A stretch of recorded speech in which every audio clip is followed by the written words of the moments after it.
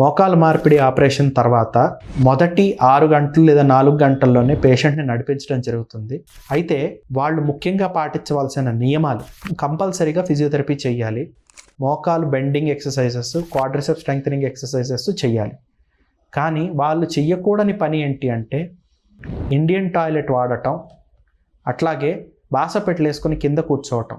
ఈ 2 పనులు కూడా మోకాళ్ళ కీలు మార్పిడి చేసిన తర్వాత అవాయిడ్ చేస్తే మంచిది.